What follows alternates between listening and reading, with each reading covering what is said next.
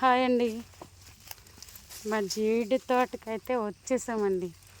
కానీ అటు పక్కకి వెళ్ళడానికి దారి ఎక్కడో వెతుక్కోవడమే సరిపోతుంది.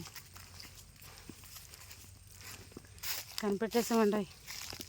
ఇదిగో ఇక్కడే ఉంది. కానీ ఇప్పుడు మా అమ్మని పట్టుకోవాలంటే కష్టం.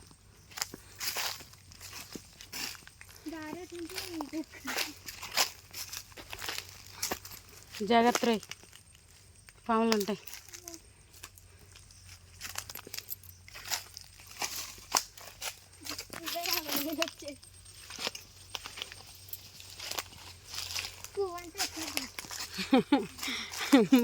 మా అమ్మని పిలవాలంటే ఎలాగ పిలవాలి?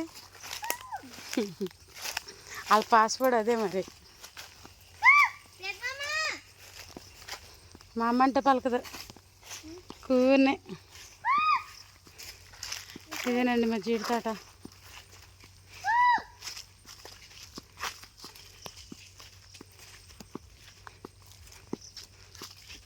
జీడి గింజలు అయిపోయినాయి.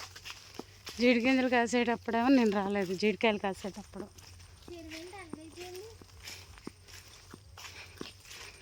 ఓ పక్క టేకు మొక్కలు.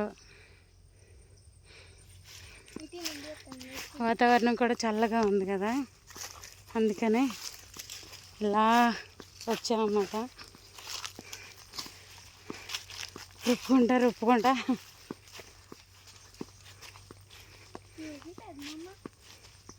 కానీ దీంట్లో పెద్ద మామిడి చెట్లు ఉండే, కూతుకొమ్మ వచ్చి ఆడుకుని ఉండేవాళ్ళం చిన్నప్పుడు.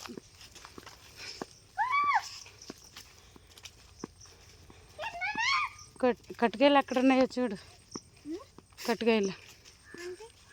కట్టుకాయలు గేదెలు కట్టేసి. ఎక్కడన్నా జీడికాయలు ఉన్నాయో చూడరా, కాయన్న తిందాం. ఒరే జీడికాయ కనిపించిందిరా.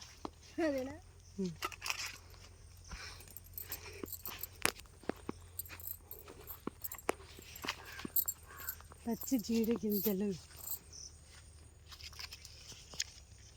పప్పులు దాంట్లో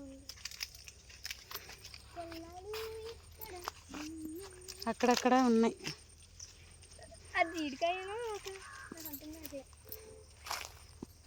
కాయ ఉందిరా అదిగో, కానీ పాడైపోయింది. లాస్ట్ కాయ కదా. జీడి గింజలు బలే ఆడుతుంది కదా పెద్ద మా అమ్మ. ఇగో జీడి గింజల కింద చుట్టూరు తిరిగేది.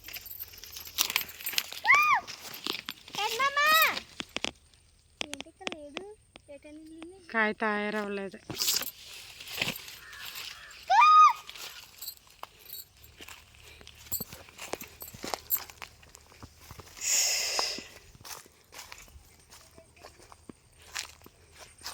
చూసారా జీడికాయలు?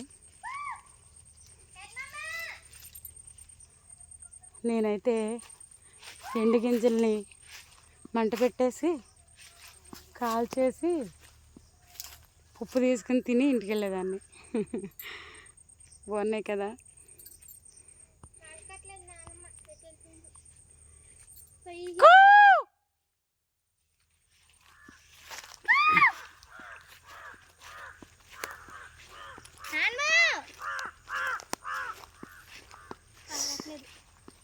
బోరేది కదా, బోరు అదేరా.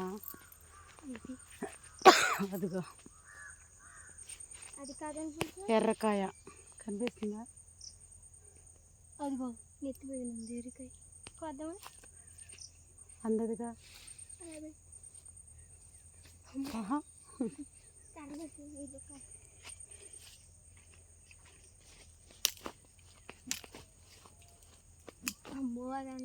అది అందదు, గడబ కావాలి. అక్కడక్కడ ఉన్నాయిరా, కానీ ఇప్పుడు వర్షాలు పడేటప్పుడు ఎందుకంతే కాయలు అసలు బాగోవు.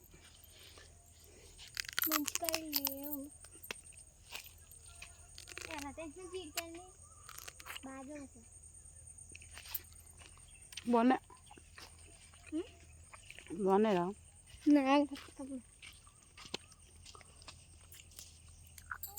కానీ కొంచెం సాల్ట్ వేసుకుంటే బాగుంటాయి. ఉప్పు కారంతో బాగుంటుంది. కరెంట్ లైన్ వచ్చేసిందా మన బోర్కి? ఇటువరకు ఇక్కడ మమ్మల్ని పంపించేసి రోహిత్ వీళ్ళంతా ట్యాగులు కలిసింది. నేను గుంటూరులో ఉన్నప్పుడు వేస్తారు కదా బోరు, మీరు మట్టికే కోడిని కోసుకుని తినేస్తారు కదా. అది ఎప్పుడు మీరు ఎడవెల్లో ఉన్నారనుకుంటా. గుంటూరులో ఉన్నాం. అప్పుడు అందరం పిన్ని నిమ్మ చెట్లు నారింజ చెట్లు ఉండేరా అప్పుడు. నేను అక్క అంతే పిల్లలు కుటుంబంలో. పిన్ని మామి అక్క. ఇది మా బోరు. ఇది ఎక్కడి నుంచి వెళ్ళినట్టు అలా వెళ్ళింది. అక్కడ బోర్ ఉంటుంది.